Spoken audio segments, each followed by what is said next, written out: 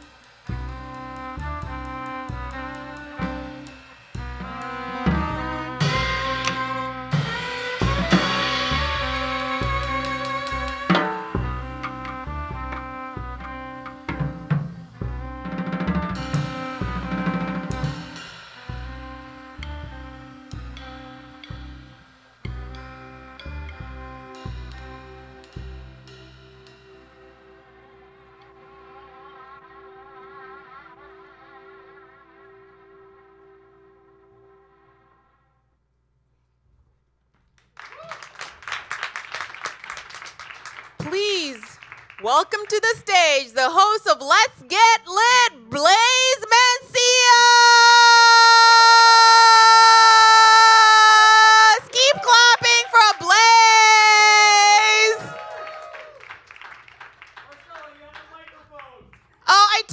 microphone. I'm sorry. Thank you, Marcela. Hey, make some noise for Amber featuring Sara Caswell. Aren't they awesome? They are amazing. Thank you so much for coming out here. I'm Blaze Mancillas. I'm the host of Let's Get Lit. Make some noise for yourself. It's a Wednesday night. This is a saucy bunch. You're all wonderful. You are all wonderful. Many of you I know. Thank you for coming. You're so great. This is going to be a really, really fun night. I'm going to be reading some stories by Charles Dickens. I'm sure you know him. He was a very famous writer in Victorian England. He grew up in a, what do you call it? He grew up in a debtor's prison. Yes, his father was in debt, and so he just went and lived with his father in a debtor's prison. Isn't that crazy? They allowed you to take your family with you into prison, and that's what people did. It's sad, really. It's very sad. But he's a pretty good writer, and he got really fucking rich. I don't know if you know this. Charles Dickens had a pretty great career, and he, not only when he finished writing all those wonderful stories like Christmas Carol and Tale of Two Cities and a bunch of others that we're not going to read today, he had a really prolific speaking career and made a shit ton of money touring the country and just reading his stories, which were a lot of them were really fucking funny. And they were also cool because they were sort of like very anti-capitalist. Are there any anti-capitalist people in the audience? Make some noise. All right. Please tip your bartender, by the way. Speaking of capitalism, tip your bartender. She's wonderful. So we're going to do some Dickens tonight. And the stories, well, I'll tell you about the stories in a second. But right now, let me tell you about the band. Behind me, we have Sara Caswell. Make some noise for her. And then Caleb Curtis. Noah Garabedian. And Mr. Vinnie Sperrazza. I'm going to put Vinnie on the spot here because Vinnie has the distinction of being the only band member that we decided we were going to give a microphone in which to speak into, because we did one rehearsal of this the first time we did Let's Get Lit back in October. We did one rehearsal because I wasn't sure if this was going to work. Vinnie had a lot to say, and he was fucking hilarious. And then... The muse has fled. And then when we did the show in October, what did you say, Vinnie? Nothing. Actually, less than nothing. Nothing is a word that I didn't say. I knew a fact. Small fact. Factoid. Gonna stop now. Vinnie Sperrazza, everybody. So he'll have a mic, so look out for him as the show goes on. But the first comedian I want to introduce to the stage, wonderful gentleman. He has a nationally televised storytelling program on PBS called Stories from the Stage. And he's also a legit 3-time Jeopardy champion. Make some noise for Wes Hazard!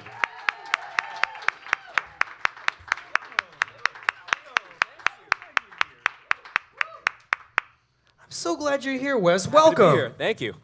How you doing? I can't complain. It's weird seeing faces. I haven't been on stage in 2 years, so here we go. All right, loving it. Good. Make some noise for Wes returning to the stage. All right. How are you? You're feeling okay right now? Are you doing okay? I'm doing well. I should clarify, on stage with people. So I host that show, and we do it like there's a live audience, but there's no live audience. So this is fun. Hello, people. Yeah, they're real people. Some of them are animatronic, but I'm not going to tell you which. Anyway. We'll find out.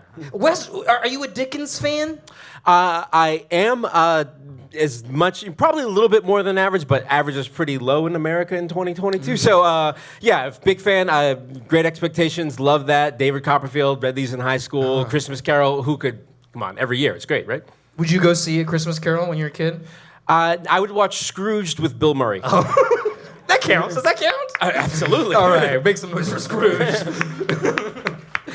This next comedian coming to the stage, dear friend of mine, very funny, very anti-capitalist, so much so that she's got a very anti-capitalist show called Feel the News. You could see it on TikTok, Instagram. They also have a show live at Friends and Lovers in Brooklyn. Make some noise for my friend, Marcela Onyango!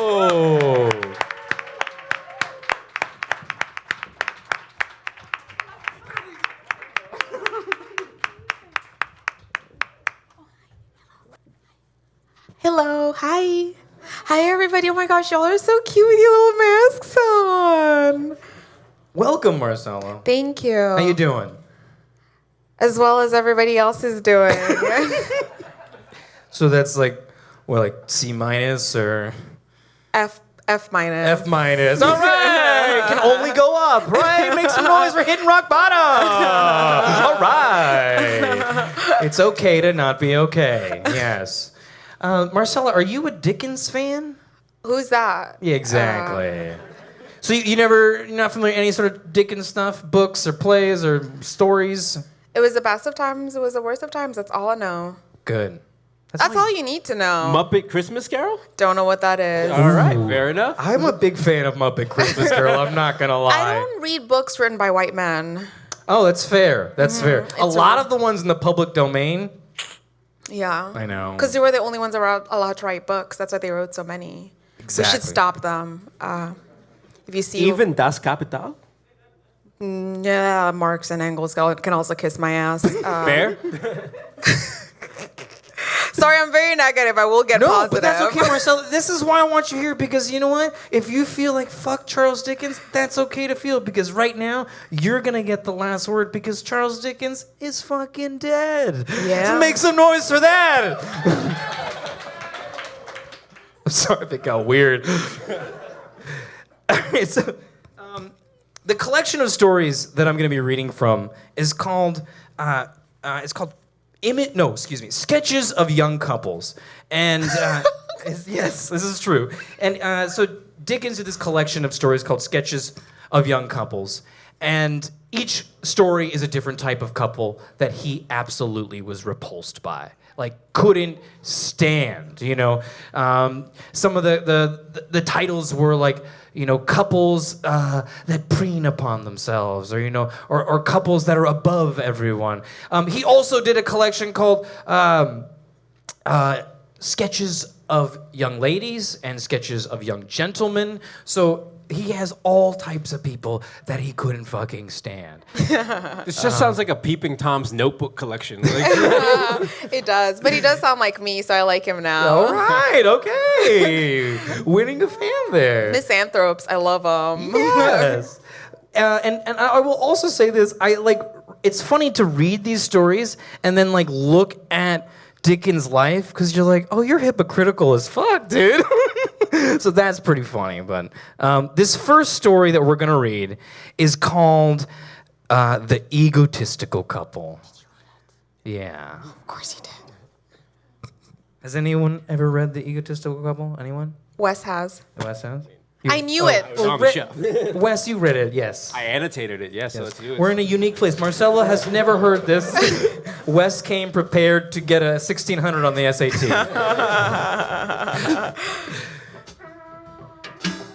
The Egotistical Couple by Charles Dickens. Egotism in couples is of two kinds. It is our purpose to show this by two examples. The egotistical couple may be young, old, middle-aged, well-to-do, or ill-to-do. They may have a small family, a large family, or no family at all. He's like describing everybody. That's like Anyone literally. who found happiness who's not me, I hate him. Literally, he's just like, if you're happy and you love somebody, fuck you.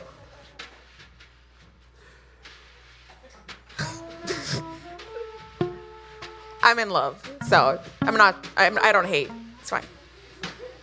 There is no outward sign by which an egotistical couple may be known and avoided. They come upon you unawares. There is no guarding against them. No man can of himself be forewarned or forearmed against an egotistical couple. Wait, are these like couples attacking him? Like what? You'll see, but it's way less severe than that. This is just a crotchety old man hanging out with dumb people. I don't know. Don't spoil it! Don't spoil it!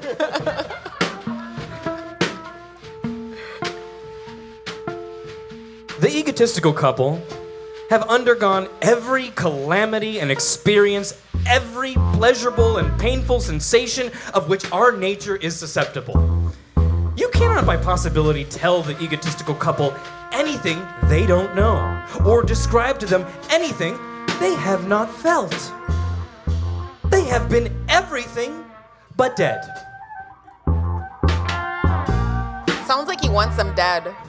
Can I just say this is the sexiest reading of Dickens ever? Like, I'm feeling it. Like, very bedroom. Also, like, Wes, I feel like if a band played like this when I read, I probably would have read. Oh, yeah. I mean, Yeah. Who couldn't? Like, this is London After Dark. Let's get into it. All right. Sometimes we are tempted to wish they had been even that, but only in our uncharitable moments, which are few and far between. It sounds like he's crotchety all the time. That's a lie.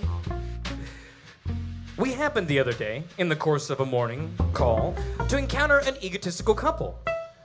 Nor were we suffered to remain long in ignorance of the fact, for a very inquiry of the lady of the house brought them into active and vigorous operation.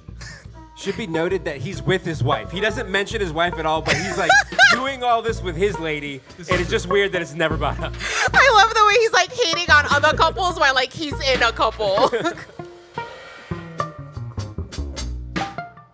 Also, that was like a really fancy sentence. Yeah, did you want to hear it again? I mean, sure. Or should we press on? We can press. I mean, whatever. It's your show, Blaze. We'll press on. The inquiry was, of course, touching the lady's health, and the answer happened to be that she had not been very well.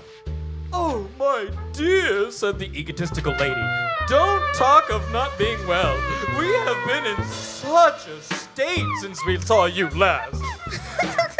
Oh my God, that sounds like me every time I see my friend. It really does, actually. I'm her Especially friend. post-COVID, it's like, oh my God. Yeah, like who is okay? Who's okay at this point? And if you're okay, you're not okay. Amen. The lady of the house, happening to remark that her lord had not been well either, the egotistical gentleman struck in.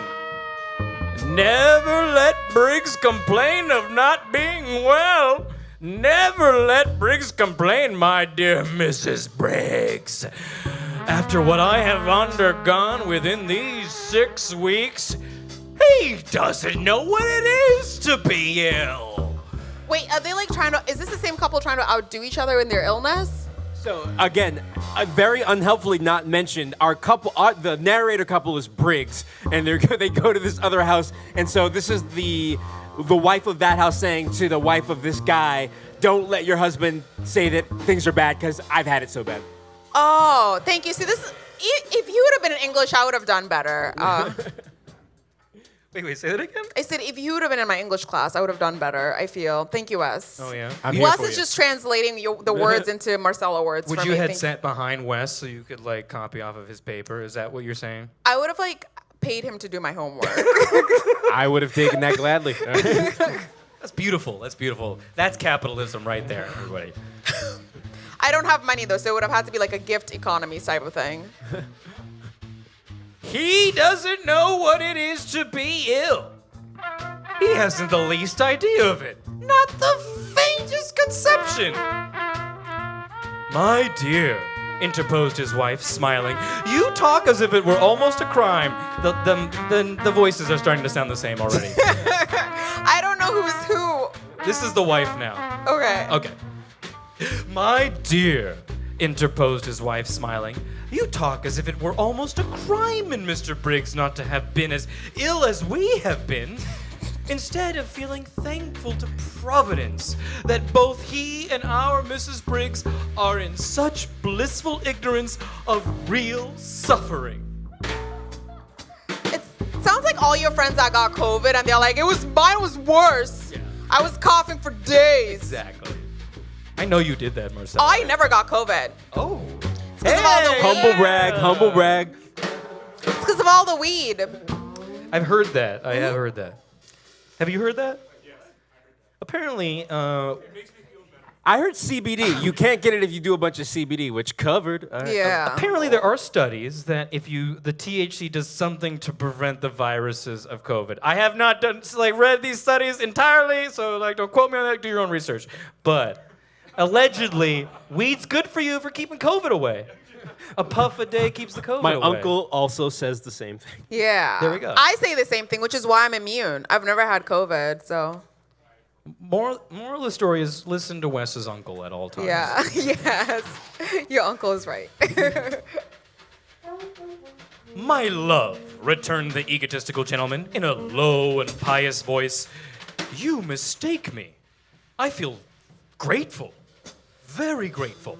I trust our friends may never purchase their experience as dearly as we have bought ours. I hope they never may. Purchase their experience? Yeah, he's hoping, I hope you never have to go through the same thing that we went through. Why don't you just say that?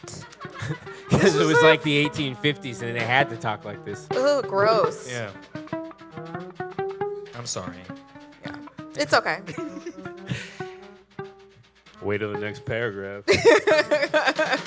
Having put down Mrs. Briggs upon this theme and settled this question thus, the egotistical gentleman turned toward us, and after a few preliminary remarks, all tending towards and leading up to the point he had in his mind, inquired if we happened to be acquainted with the Dowager Lady Snorflerer. Wait, is that somebody's name? Mm-hmm. Get out. Man, white people are weird.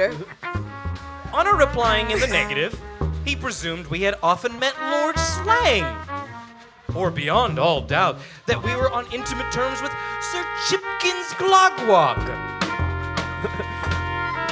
Finding that we were equally unable to lay claim to either of these distinctions, he expressed great astonishment, and turning to his wife with a retrospective smile, inquired who it was that had told that capital story about the mashed potatoes.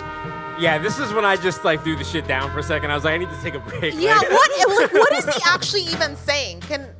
he is talking like I just wrote down on the margins here: Harry Potter, Hobbits from Middle Earth, in 19th century sex movies, because that's what every name in this story sounds like. Yeah, I don't know what all of these names are. And like, why did something about mashed potatoes? That's all I understood in that So paragraph. he's name dropping. That's what he was doing. Oh. So it's like, have you met this famous person? Have you met them? Oh my God, we were hanging out with Ariana Grande, and she told the funniest story about mashed potatoes.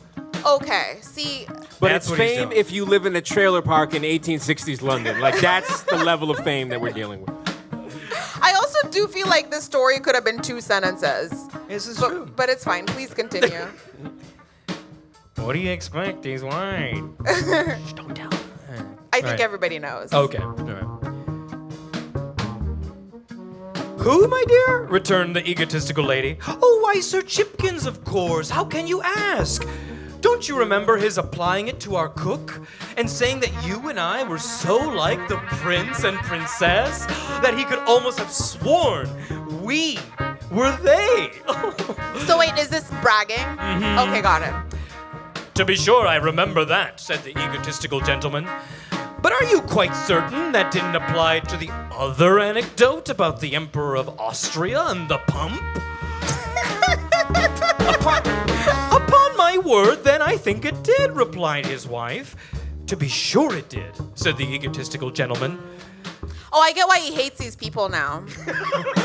I agree with him. Only now. Okay. I agree with him. I get it.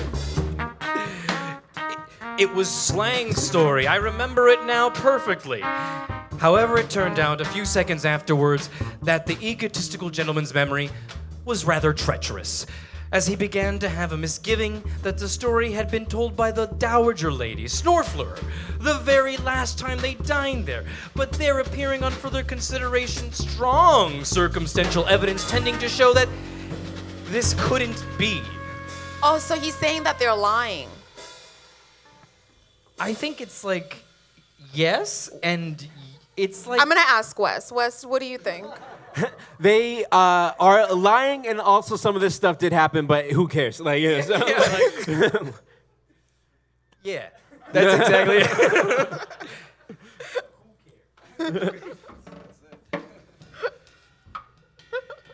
And after laying the story at the doors of a great many people, happily left it at last with the Duke of Scuttlewig. Which Scuttlewig? sounds like a slur a little bit. I'm not sure. I wanna take all these names and get cats and name them my cats. Scuttlewig would be good. Isn't that like a good cat name? Scuttlewig, get out of there! Chuck, Get out of there are there! many, many hundreds of like elderly British women who have done exactly that. Like, it exists.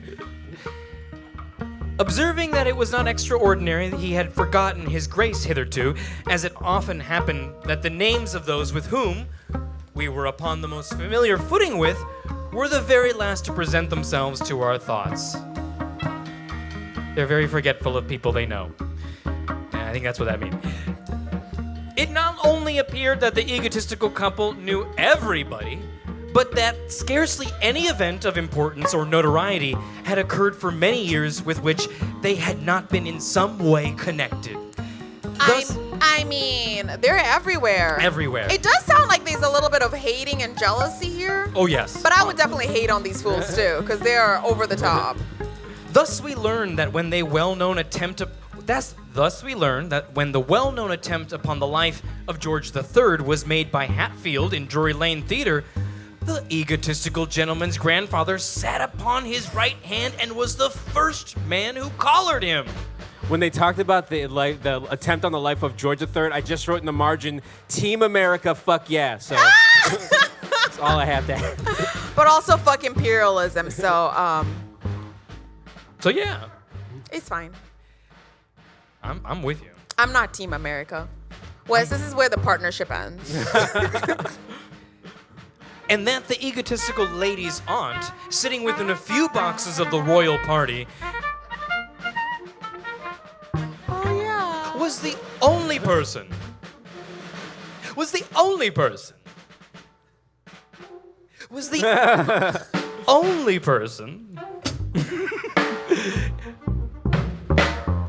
in the audience who heard this majesty exclaim, Charlotte, Charlotte, don't be frightened, don't be frightened. They're letting off squibs. They're letting off squibs.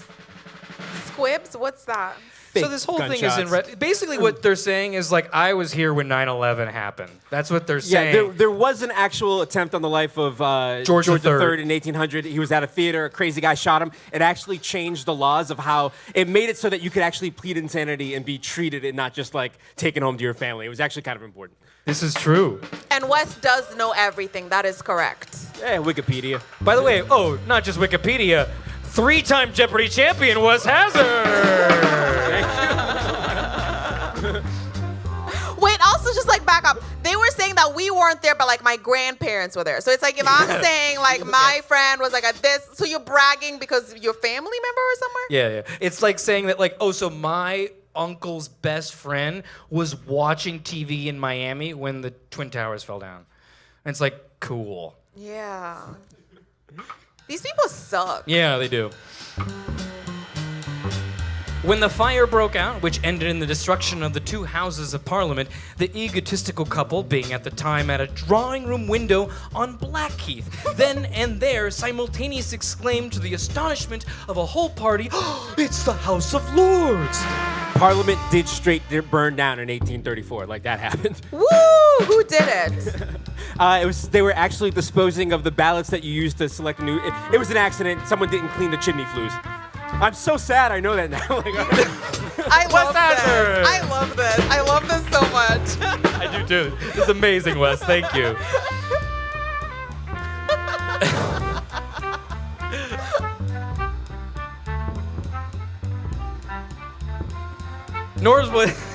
Nor was this a solitary instance of their peculiar discernment, for chancing to be, as by a comparison of dates and circumstances they afterwards found, in the same omnibus with Mr. Greenacre when he carried his victim's head about town in a blue bag.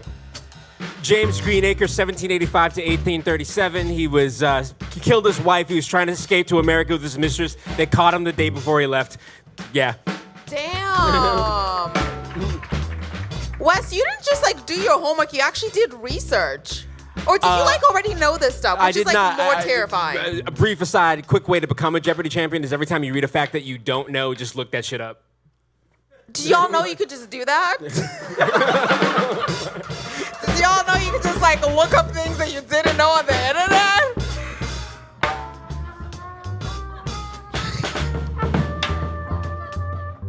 Mr. Greenacre, when he carried his victim's head about town in a blue bag, they both remarked, a singular twitching in the muscles of his countenance, and walking down Fish Street Hill a few weeks since, the egotistical gentleman said to his lady, slightly casting up his eyes to the top of the monument, "There's a boy up there, my dear, reading a Bible.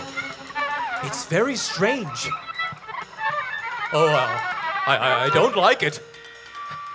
"In 5 seconds afterwards, sir," says the egotistical gentleman, bringing his hands together with one violent clap, the lad was over. What? Yeah, What just not a whole lot happened? of no pronoun or proper nouns there, so couldn't really look it up. But interestingly, the executioner who killed that Greenacre guy was known for giving intentionally a short rope on the gallows so that the guy would twitch and suffer. His name was What? William Calhart. It was weird. This is fucked up. Yeah. You see, they sold souvenirs to that. Did you see that? Yeah, no, Yeah. it was a public. Executions were public and entertainment. This is what happens when you don't have Netflix. Oh. They're gonna go kill someone? Yeah, let's go get a souvenir trinket and watch. Okay, so Hell of a time to be alive. What just happened at the end of that paragraph? Somebody was reading a Bible. Okay, and- so then there's another reference later on where they go to Fish Street Hill, which is in England. It's a part of London, and there is a monument to the fire of 1666 there, and it's just a big. If you think when you go to Fort Greene Park, it's just a big monolith, but you can climb up to the top. So this guy is claiming to be like, "Oh, I was walking down there, I saw a kid sitting on top reading a Bible, and he fell and died." He's saying like, "Isn't that cool that I saw that?" Oh. Yeah. I see. And the 1834 fire of Parliament was the biggest blaze in London between the Great Fire 1666 and the Blitz of World War II. Watch yourself. Oh my God. That is so. Okay, when is this before or after Guy Fawkes? That's all I know.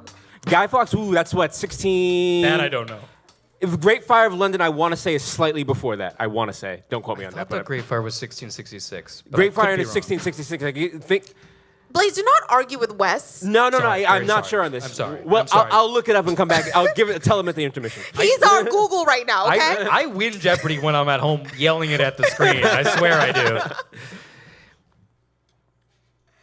What year was Fox Guy? There was a very sarcastic laugh out there I didn't like. Mr. and Mrs. Silverstone are an egotistical couple of another class. For all the lady's egotism is about her husband, and all the gentleman's about his wife. For example, Mr. Silverstone is a clerical gentleman and occasionally writes sermons as clerical gentlemen do.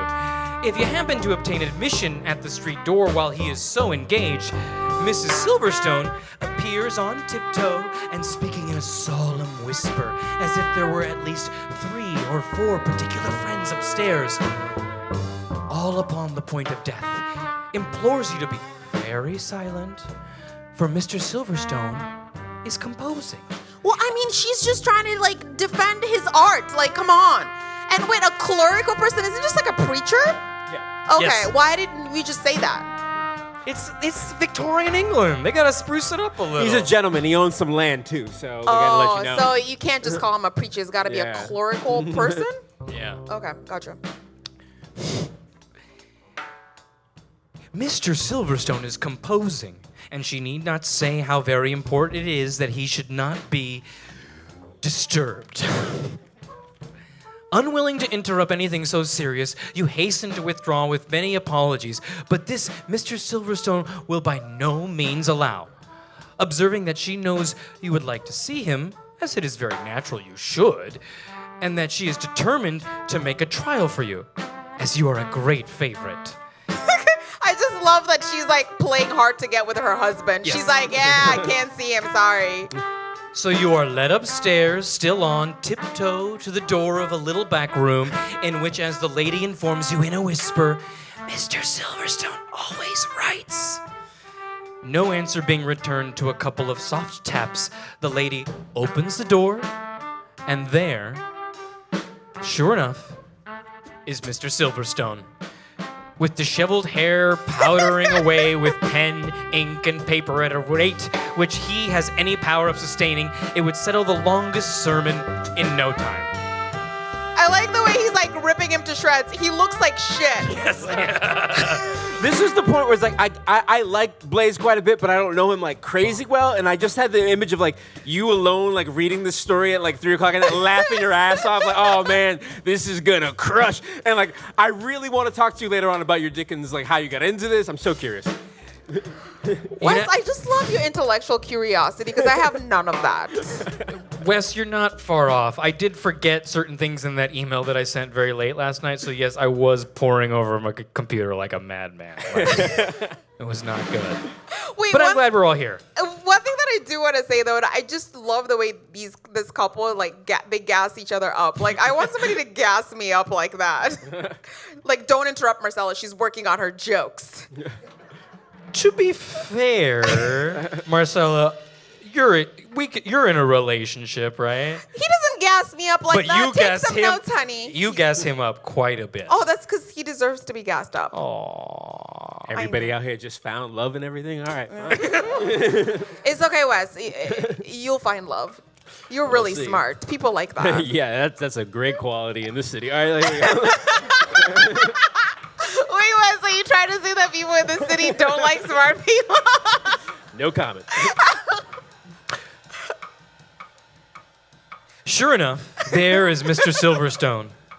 At first, he is too much absorbed to be roused by this intrusion, but presently looking up, says faintly, "Ah!" and pointing to his desk with a weary and languid smile, extends his hand and hopes you'll forgive him. Then Mrs. Silverstone sits down beside him and, taking his hand in hers, tells you how that Mr. Silverstone has been shut up there ever since 9 o'clock in the morning. It is by this time 12 at noon, and how she knows it cannot be good for his health and it is very uneasy about it. Unto this, Mr. Silverstone replies firmly that it must be done, which agonizes Mrs. Silverstone still more, and she goes on to tell you that such were Mr. Silverstone's labors last week. What with the buryings, the marryings, the churchings, christenings, and all together, that when he was going up the pulpit stairs on Sunday evening, he was obliged to hold on by the rails, or he would certainly have fallen over onto his pew. So he's just like a fucking preacher. Get over it, lady. Like, that's his job. He can't even lift himself. Poor Well, then guy, maybe poor do guy. one less christening. I don't know. He's a man of God. He's giving service to people. I guess. I don't know. I don't believe in God, so I don't know. But we'll move on. All right, we'll move on. Mr. Silverstone, who has been listening and smiling meekly, says, "Not quite so bad as that. Not quite so bad as that." He admits, though, on cross-examination, that he was very nearly falling upon the verger who was following him up to bolt the door, but adds that it was his duty as a Christian to fall upon him, and if need were, and that he, Mr. Silverstone, and possibly the verger too, ought to glory in it. To glory in it? Yeah, I guess like a altar boy helped him up. Yeah. Yeah, he should be proud that he was so overcome by the stress and this duty to God that we should just like help him out. Exactly, and Yeah. feel blessed by it. Feel blessed about it. I was an acolyte. I never did that for a rector. I would have definitely just let them fall. You're not getting paid. No, you're not getting paid. Is It's there like workers' free comp if you labor. get hurt? And then you have to carry like a big old cross. Did you ever do that? No, I can't. Lucky you. No, I don't think I ever did that. I lost my place. I'm sorry. Sorry, Where sorry. were The we, sentiment musicians? communicates. Musicians, where were we? Second paragraph on your page. The sentiment, The sentiment communicates. Thank you, Wes. Wes has you. You got I me. don't. Thank you, Wes. This sentiment communicates new impulse to Mrs. Silverstone, who launches into new praises of Mr. Silverstone's worth and excellence, to which he listens in the same meek silence, save when he puts in a word of self-denial relative to some question of facts, as, "Not 72 christenings that week, my dear. Only 71. Only 71. That's a lot of Christmas. He's That's humble. That's a lot of babies, no? Yes. At length, his lady has quite concluded, and then he says, "Why should he repine? When should he give away? Why should he suffer his heart to sink within him? It is he alone who toils and suffers. What has she gone through? He should like to know. What does she go through every day for him and for society? I just feel like if your partner is hurting, sometimes you hurt too. This is just like sounds like two people who settled who like really need to implant it in their brain that this is the best person ever, so that they don't feel bad about their lives.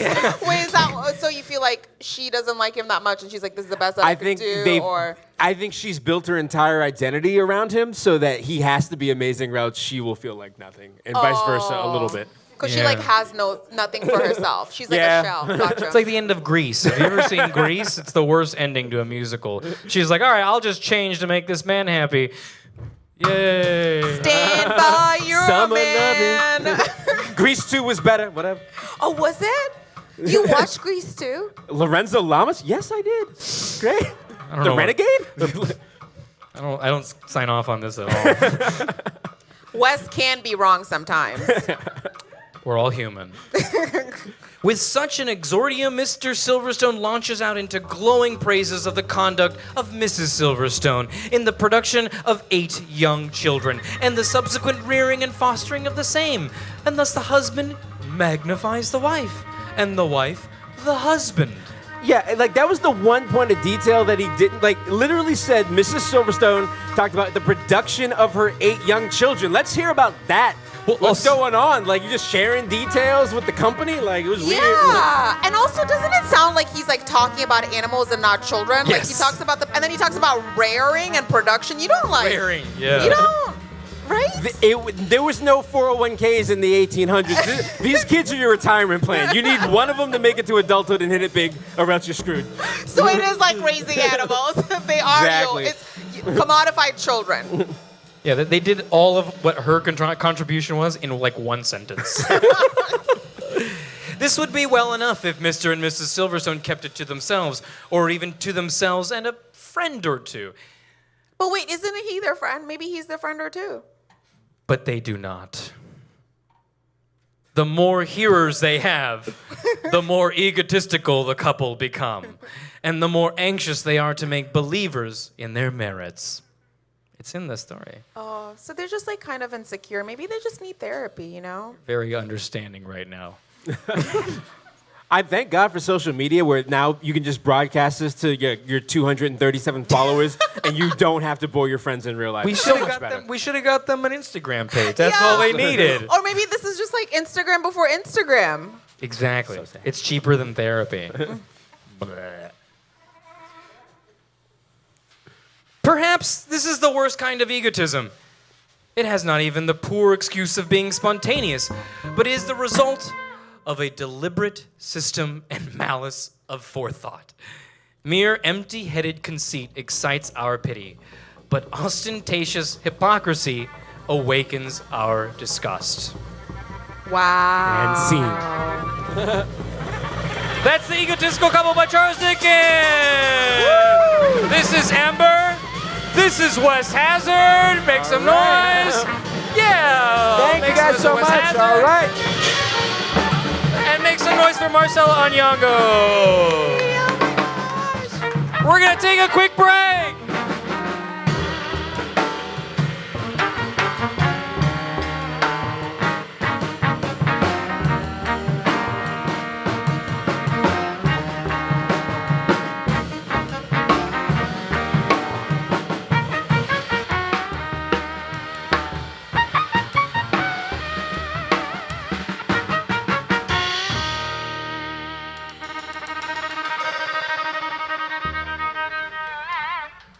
Make some noise for Ember featuring Sara Caswell.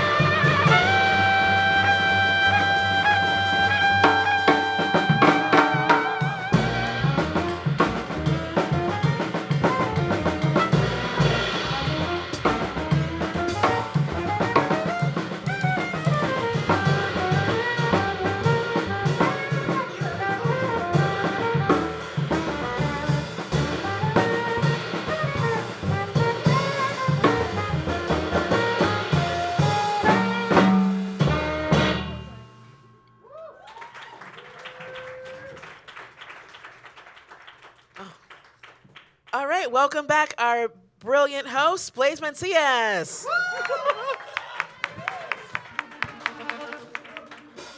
I got swallowed up by the curtain. All right. Welcome back, everybody. Thank you so much, Ember. They're a New York City-based band, so look them up, Ember. They got a website. What's the website? Ember.band. It's so easy. It's so easy. But yeah, Brooklyn, Queens, Manhattan, Manhattan, you guys are all over. That's it. Those three, and the Bronx. Yeah, we covered them. Brooklyn, Queens, Manhattan, Bronx. Got it. That's it. All right. I want to introduce you to this next comedian coming to the stage. They're very funny, very wonderful. You've seen her at New York Comedy Festival. She's been on Cash Cab, and she wanted me, I put an underline under this thing, she is single. Make some noise for Christiana Jackson.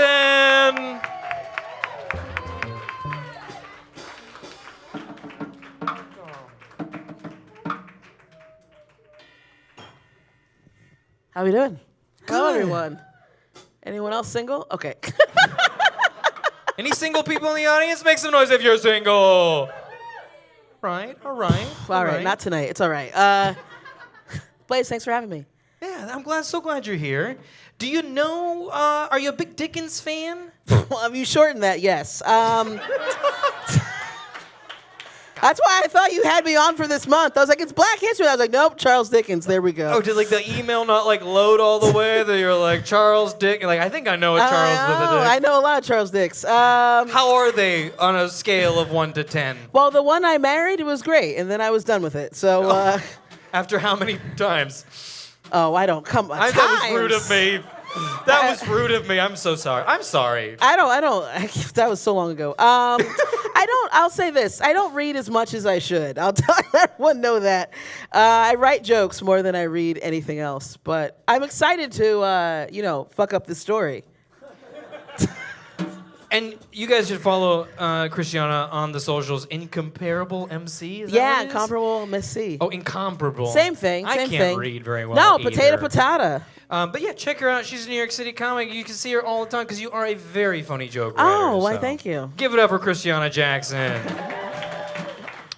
And this next comedian coming to the stage is a sweetheart and a friend of mine. You can see his new, he's got a new show on rushtix.com, and it's 5 days a week. It's a late night talk show, but it's only at 7 p.m., so it's not even late night. It's just night. He's very, very funny, and he wanted to add that he is open to doctors. Make some noise for Calvin Cato.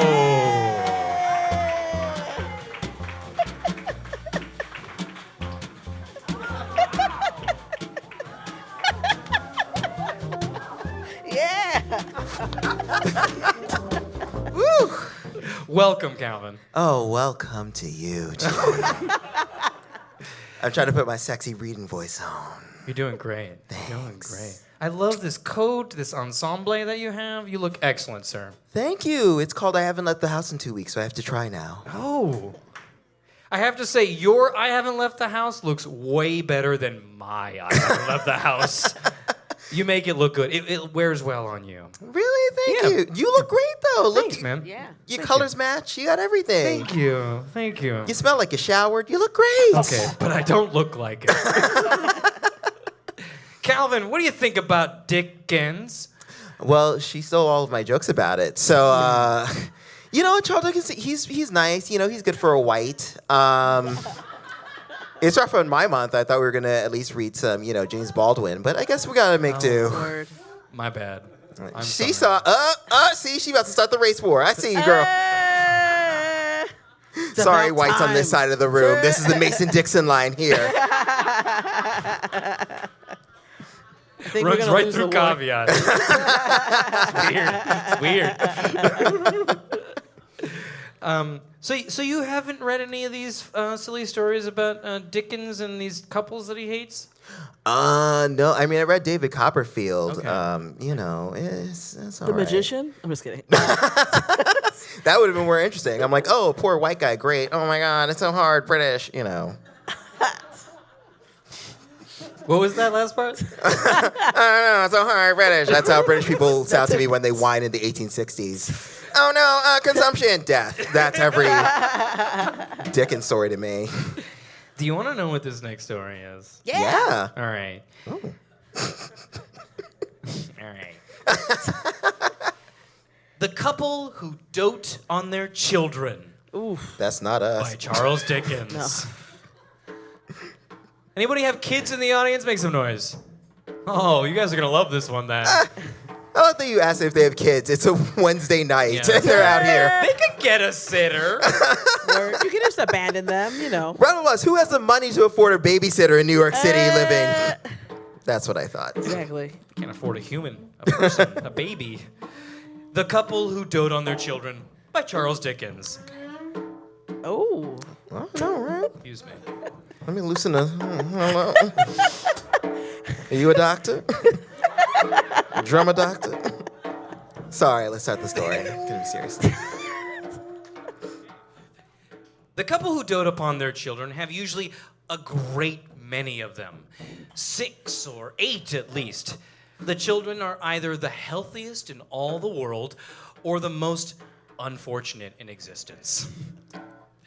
In either case, they are equally the theme of their doting parents and equally a source of mental anguish and irritation to their doting parents' friends. This is great because we were just talking about our mommy issues. This is I know. perfect. We're already in the zone. We were like, remember when our moms told us that they didn't want us? Oh, great. We're going to go into the story. Oh, some doting parents? Fuck them. Okay. This is why I picked you two. I could just feel it. I could feel it. The couple who dote upon their children recognize no dates, but those connected with their births, accidents, illnesses, or remarkable deeds. They keep a mental almanac with a vast number of innocence days, all in red letters. They recollect the last coronation because on that day, little Tom fell down the kitchen stairs. The anniversary of the gunpowder plot because it was on the 5th of November that Ned asked whether wooden legs were made in heaven or cocked hats grew in gardens. These are precocious children. No one agrees? Y'all want these dumbass kids up in here? Okay. Oh, sorry, I got real This is turned very on. sexy music for children-themed story. Can I just say? Yeah, a little turn. I'm like, oh, who's trying to make some babies? What the fuck? Let's not slide off our seats. We got to hold each other. Mrs. Whiffler will never cease to recollect the last day of the old year as long as she lives, for it was on that day that the baby had the 4 red spots on its nose, which they took for measles, nor Christmas Day. For 21 days after Christmas Day, the twins were born. Amazing. Nor Good Friday, for it was on Good Friday that she was frightened by the donkey cart when she was in the family way with Georgiana. I mean, that's understanding. Donkeys are terrifying. It's true. We've been to Mexico. Yes, we have been. I haven't been in a while. Tell me about these donkeys, these Oh. asses. Not in the children's story. That's going to be. That's after 11. Really? Oh. The movable feasts have no motion for Mr. and Mrs. Whiffler, but remain pinned down tight and fast to the soldiers of some small child from whom they can never be separated anymore. Time was made according to their creed, not for slaves, but for girls and boys. The restless Sorry, did you say not for slaves? We caught that right? Okay, we can keep going. I think that's progress, actually. Not for slaves? Yeah, not for that. Yeah. Yeah, just for the white kids. Yeah, Yes. time is for white children. We got to be in the fields of England. What are we doing in the fields in England? Potatoes? That's Ireland. I think actually there was Wow, white racist. slaves. They had white slaves.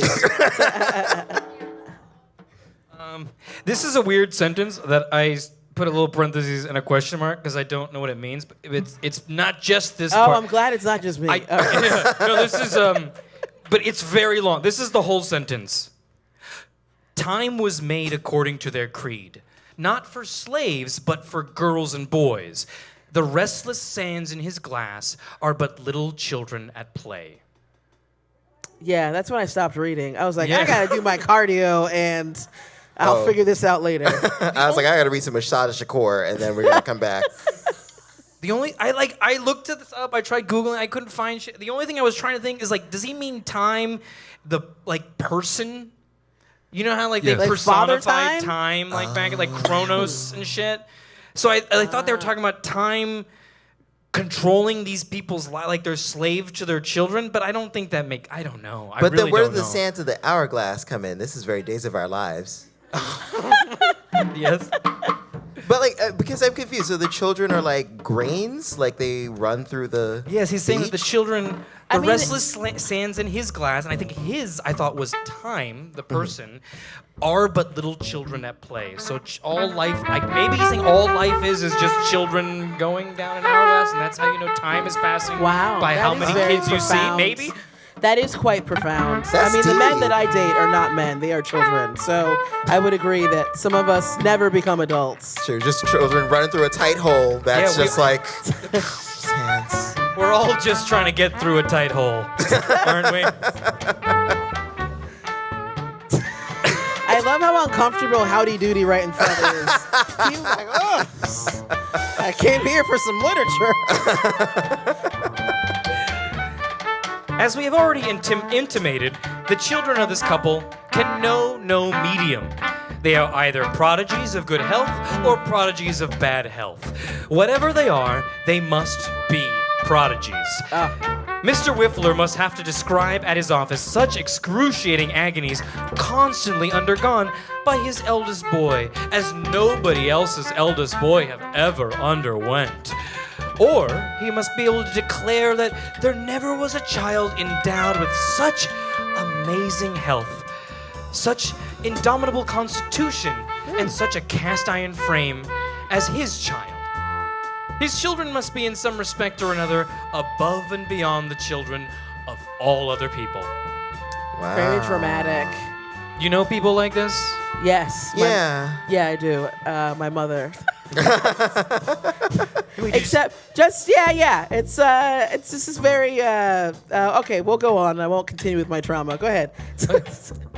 We're packing a lot today. Yeah, I know, right? It's okay to not be okay. I don't know what to do with that. It's just something that people say. To such an extent is this feeling pushed that we were once slightly acquainted with a lady and gentleman who carried their heads so high and became so proud after their youngest child fell out of a 2-pair of stairs window without hurting himself much that the greater part of their friends were obliged to forego their acquaintance. The child fell out of the window. But unhurt. Unheard. Wow. And it was amazing. It was so amazing that the friends they were telling it to were like, we gotta go. Damn. Maybe the kid was a cat. That's like modern day children. They're just portraying the future. Like in the future, adults will not be able to afford children. They will have cats, just like this child. Honestly, that tracks. Yep. Yeah. I mean, I just took a hit of weed when I was upstairs, so yeah, I think that does track. If a friend happened to dine in a friendly way with one of these couples who dote upon their children, it is nearly impossible for him to divert the conversation from their favorite topic. Everything reminds Mr. Whiffler of Ned, or Mrs. Whiffler of Marianne, or the other time before Ned was born, or the time before Mary Ann was thought of. The slightest remark, however harmless in itself, will awaken slumbering recollections of the twins. Can I just say this like supports my theory that some people have children because they're boring. And so their whole personalities become, I'm a parent. That's nothing else. It's all they are. Yeah, I mean, literally, that did give me flashbacks to whenever someone's like, I just had kids. Can you look at my phone? There's only 600 photos of them. Do you want to look through all of these? Ugh. These people sound annoying as fuck. I'm sorry. Do you have like a move when people like force you to look at their kids? My move is, I gotta go get a drink over there. What's your move, Christiana, when someone forces you to look Most at... of my friends are whores like me, so we don't have children. So it's not a problem that I have in my life. It happens to me a lot. My move is very simple. Someone's like, hey, you want to look at my kids? I'm like, yeah. And they hand me a photo. And I'm like, oh, what's their name? And they'll be like, Margaret. I'm like, Margaret. Ooh, terrible name. And I do that every time. And that's all I have to do is say the name with like a condescending tone. And people love it. People That's a good tip. love it. Right? That's a good life hack. I need that. Yeah, try it out. The slightest remark, however harmless in itself, will awaken slumbering recollections of the twins. It is impossible to steer clear of them. They will come uppermost, let the poor man do what he may. Ned has been known to be lost sight of for half an hour. Dick has been forgotten. The name of Marianne has not been mentioned, but the twins will out. Nothing can keep down the twins. It's a very extraordinary thing, Saunders, says Mr. Whiffler to the visitor. But you have seen our little babies, the twins. The friend's heart sinks with him as he answers, oh yes, very often. You're talking of the pyramids, says Mr. Whiffler. Quite as a matter of course, reminds me of the twins. Oh, of course. It's a very extraordinary thing about those babies. What color should you say their eyes were? Upon my word, the friend stammers. I hardly know how to answer. The fact being that, except as the friend does not remember to have heard of any departure from the ordinary course of nature in the instance of these twins, they might have no eyes at all for aught he has observed to the contrary. You wouldn't say they were red, I suppose? The friend hesitates and rather thinks they are, but inferring from the expression of Mr. Whiffler's face that the red is not the color, smiles with some confidence and says, oh, no, very different from that. What should you say to blue? Can I just say, wouldn't it be creepy if a man knew your baby's eye color? Isn't that a little bizarre? I don't know your eye color. I'm looking at you right now. You know what I mean? Like, I've looked deeply and passionately into your baby's souls, and wonderful shade of blue. That's so bizarre. It really is. It's a strange question. A very strange question. These people suck, don't they? Yeah. I should say they were blue. A decided blue, to be sure, cries Mr. Whiffler triumphantly. I knew you would. But what should you say if I was to tell you that the boy's eyes are blue and the girl's eyes are hazel, huh? Impossible, exclaims the friend, not at all knowing why it should be impossible. A fact notwithstanding, cries Mr. Whiffler. And let me tell you, Saunders, that's not a common thing. Can I just say, you're acting the hell out of this. Can we Yes, get a round of applause for this? it is quite enchanting. Seriously, I'm getting lost in the story. I'm like, wow. I know. I was like, damn, fuck Kristen Stewart. Give you an Oscar. Shit. You're killing it. You two are sweet, thank you. It's the writing, it's really. In this dialogue, Mrs. Whiffler, as being deeply responsible for the twins, their charms and singularities, has taken no share, but she now relates in broken English a witticism of Little Dick's bearing upon the subject just discussed. Wait, can you go Little back? Dick? Sorry, we heard Was that. it Little Dick sparing? Little Dick's bearing upon a Little Dick, one of their kids, had something to say about something. Oh, they tend to. I mean, he did that on purpose. Wait, yes. Oh. What's he bearing down on? Okay. A witticism of Little Dick's bearing upon the subject just discussed, which delights Mr. Whiffler beyond measure, and causes him to declare that he would have sworn that was Dick's if he had heard it anywhere.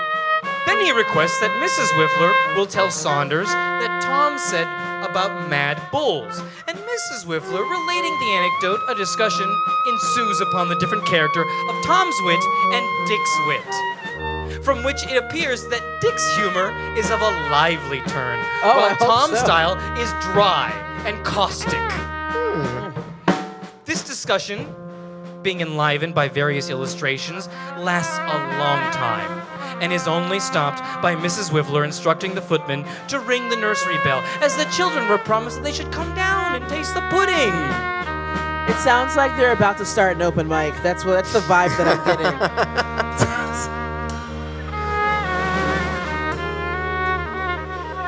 The music did get more ominous, so it does sound like an open mic is starting.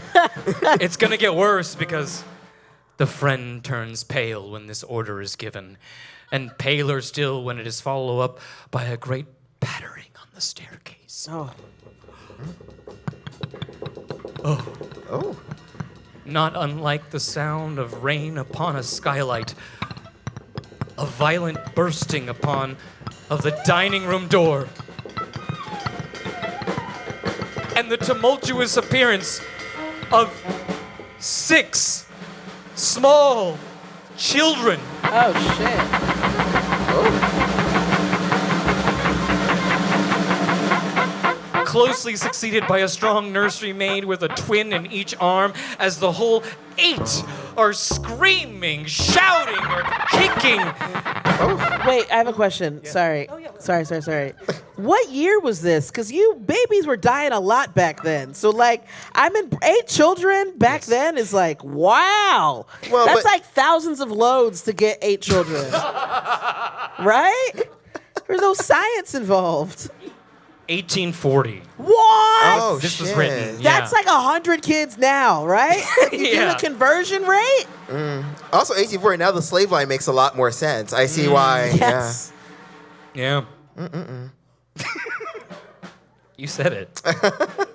Also, this sounds like a demented sound of music. Like, what's going on? There's 8 kids all right downstairs, all being real loud, and there's no Julie Andrews. Oh, yeah. It does have that vibe, right? Oh, yeah. Because they all We come need pattering Julie down Andrews. the stairs. Do, a dear, a female dear. Oh, Rain, hey, a hey, drop of hey, golden hey, sun. hey, Me, A name I call myself. Oh. a long way to run. Cha. So, A needle pulling thread. Ba. a note to follow. So, Tea. a drink with jam and bread. Yeah. Which brings us back to dough. Oh. I like that you did the trap remix. You're like, oh, dough. Put it to the flow. Dough. Okay. We I did not am plan still that, trying by to the way. get That was fun. But it's very Von Trapp family coming down. Where were we? Oh, here we go. As the whole 8 are screaming, shouting, or kicking, some influenced by a ravenous appetite, some by a horror of the stranger, and some by a conflict of the 2 feelings. A pretty long space elapses before all their heads can be ranged around the table and anything like order restored, and bringing about which happy state of things both the nurse and footman are severely scratched. Oh. Yeah. At length.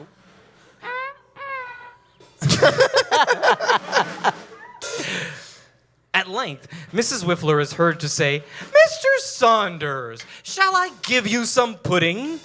A breathless silence ensues. What accent is that? I don't know. It's like kind of Mrs. Doubtfire, but like, I don't know what that was. I just like do whatever like feels right. I have no idea. Oh, wow, I don't Calvin. know. Did you like it? You're like, you're doing I some did. great Oh, acting. okay. Then you were like, hold on a note. What accent? This felt more like 1940s and 1840s, but you know, yeah. Oh yeah. No, Mr. Saunders. No, it's not even. You gotta call back. At length, Mrs. Whiffler is heard to say, "Mr. Saunders, shall I give you some pudding?" A breathless silence ensues, and 16 small eyes are fixed upon the guest in expectation of his reply. A wild shout of joy proclaims that he has said, "No, thank you." I mean, who wants pudding? Spoons are waved in the air, legs appear above the table, cloth in uncontrollable ecstasy, and 80 short fingers dabble in damson syrup. While the pudding is being disposed of, Mr. and Mrs. Whiffler look on with beaming countenance, and Mr. Whiffler, nudging his friend Saunders, begs him to take notice of Tom's eyes, or Dick's chin, or Ned's nose, or Marianne's hair, or Emily's figure, or little Bob's calves, or Mary Ann's hair, I think I did one. Or Fanny's mouth. Fanny's mouth. All right. Oh no. All right. That's not an accident. That sounds right? like a Pornhub category. We ain't doing that. Yeah, this is all very not okay. Yeah. Fanny's mouth. Okay. Amber's man, you confirm. Does it say Fanny's mouth? It says Fanny's mouth. Oh. I feel like they're really running some type of child smuggling ring. Like, look at this one's figure. I'm Like like, he's what trying the to sell fuck? them? Yeah. Yeah. Yes. Liam Nice. Neeson's gonna come in. This is crazy. Where were we? Oh, Fanny's mouth. That's right. Yeah, that was the limit for both of us. Like, what? Or Carrie's head, as the case may be. That was the Thank last you. one. And it got Carrie's weirder. head. It got weirder Got a after weird the fan mouth. of Carrie's head over here in the corner. Whatever the attention of Mr. Saunders is called to Mr. Saunders admires, of course, though he is rather confused about the sex of the youngest branches and looks at the wrong children, turning to a girl when Mr. Whiffler directs his attention to a boy. And That sounds very classic Very- England. Because you know how they be putting the wigs on everybody? Is that what they do? Yeah, like all the boys have, that like crazy, like, I'm like, you know what I'm saying? Because it's not like a Tyler Perry wig they're putting on. Like, they're putting on like a real, like, I shit was is- going to say it was very progressive and gender fluid, but you're like, no, wigs on everyone. That's what you've seen, like George no, Washington. it's very true. Did they put them on the kids? The I'm wigs? sure they did. Yeah, you know, they in like those old Renaissance-y photos. The kids baby always wigs. Yeah, they have the full bouffant, and I'm like, damn. No, that's very true. I'm like, you're 5, bitch, but like you're looking like Farrah Fawcett hair. Okay, it's just fine. I'll be quiet. I'm sorry. No. It's a very true point. No, It is I went to Wesleyan. I don't need this whole bitch accent going on. That's not It is necessary. 1840. It is Yes. the wig era. It is, because all the guys also wear platform shoes. Everyone was looking like a drag queen back then. Word. Should bring that back. I agree. Oh, we've seen some men with wigs on. We were just looking in the dressing room at one.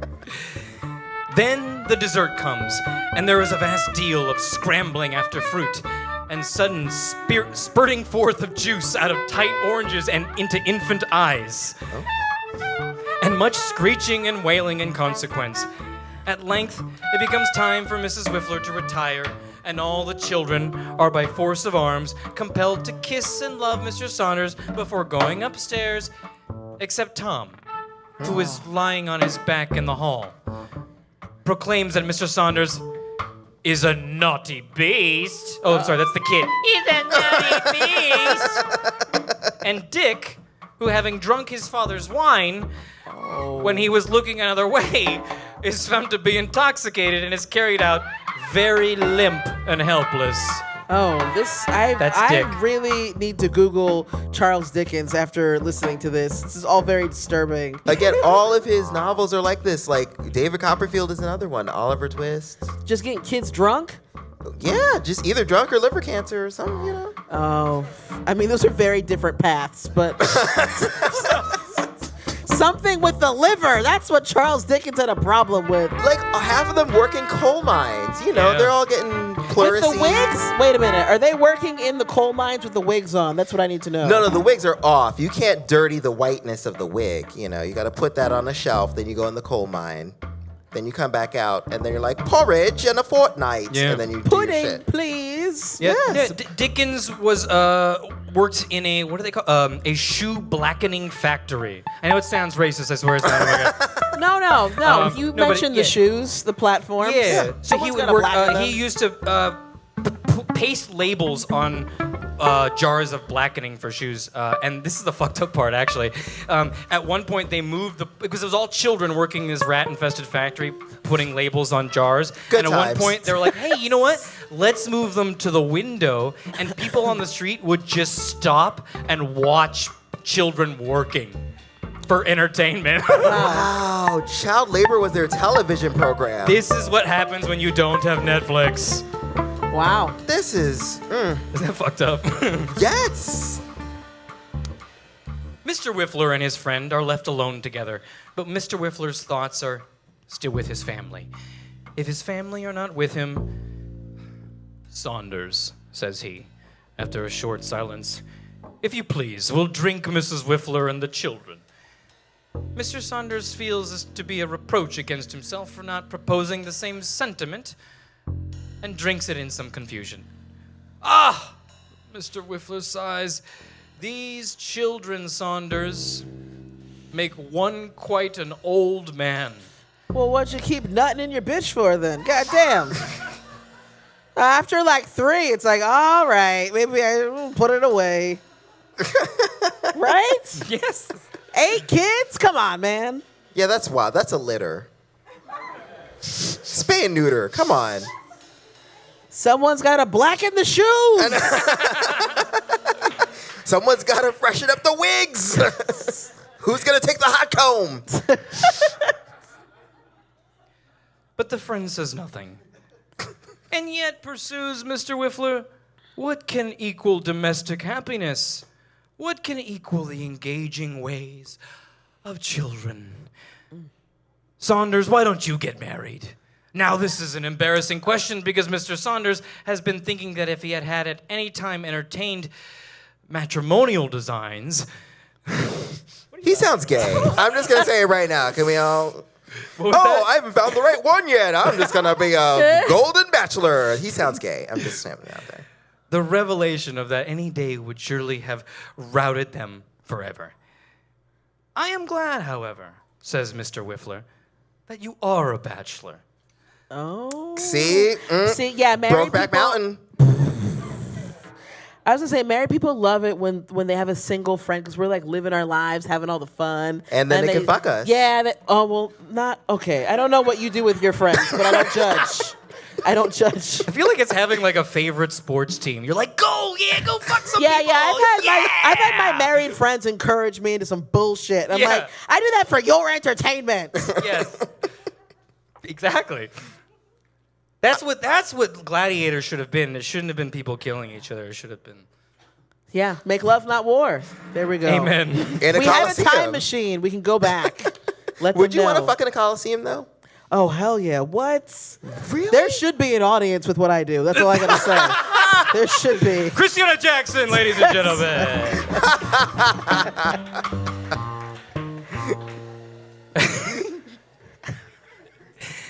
I am glad, however, says Mr. Whiffler, that you are a bachelor. Glad on one account, Saunders. A selfish one, I admit. Will you do Mrs. Whiffler and myself a favor? See, I told you. Unicorn. This is a unicorn situation. Scandal. See, telling you. Mr. Saunders is surprised. Been there. Evidently surprised, but he replies, with the greatest pleasure. Oh.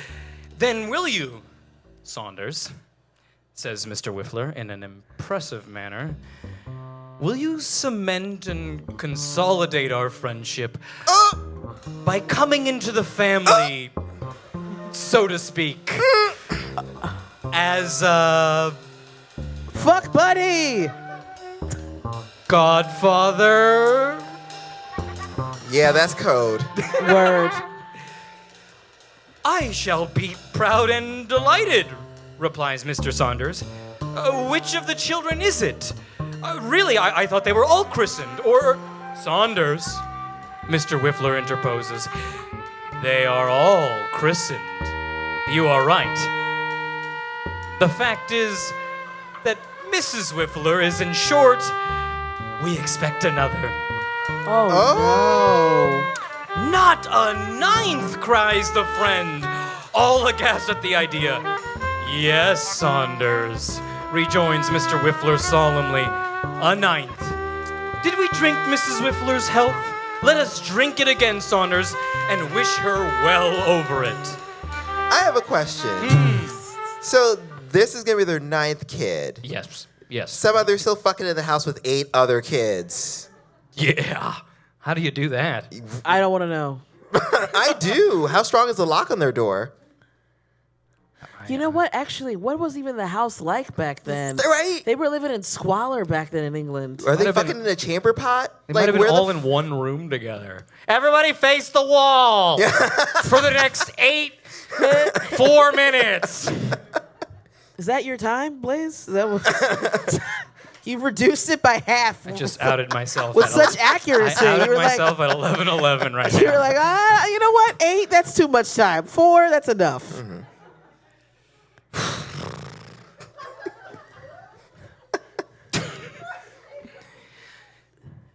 Dr. Johnson used to tell a story.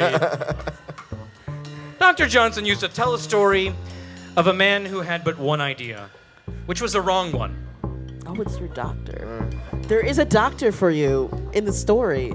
Yeah, but I mean, how many kids is he around? True. How much cholera is there? No. I need vaccines. Dr. Johnson used to tell a story of a man who had but one idea, which was a wrong one.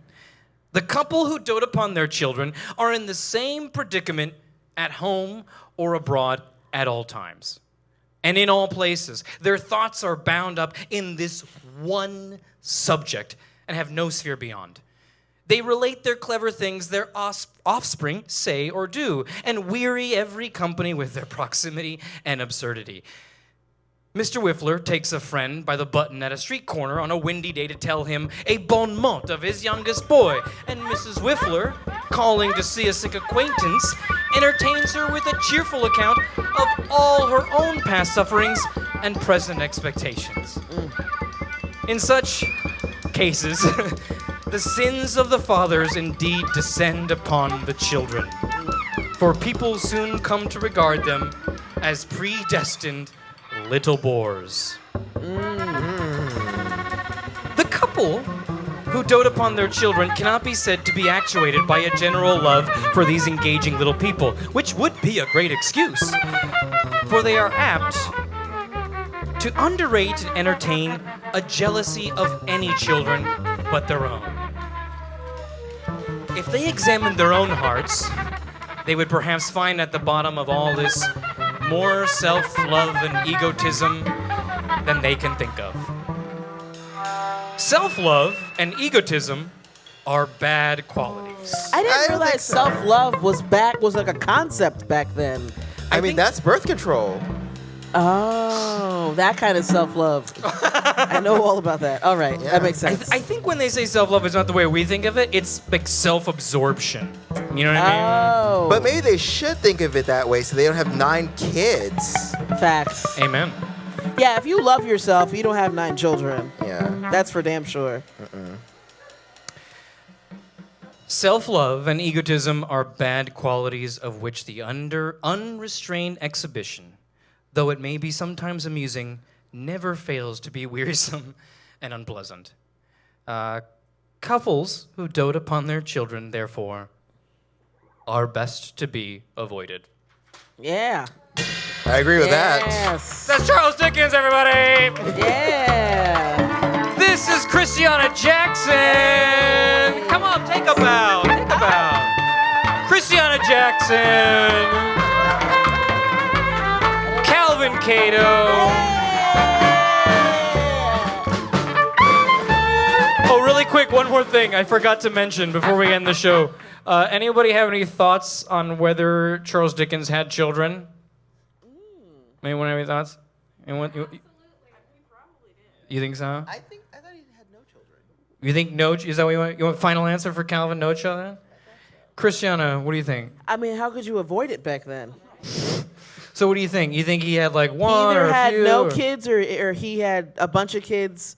He either had like a bunch of kids or syphilis or something. That's like, how did he have no kids back then? Well, he did had 2 wives. The first one he had for most of his life, and then when he was 40, he divorced her and married an 18-year-old actress. Oh, China sound. Just to put that out there. You can that's do an with old it you will. story. But as the question about children, Charles Dickens had 9 children. Wow. This is Let's Get Lit. I'm Blaze Mancillas. This is Ember featuring Sara Caswell.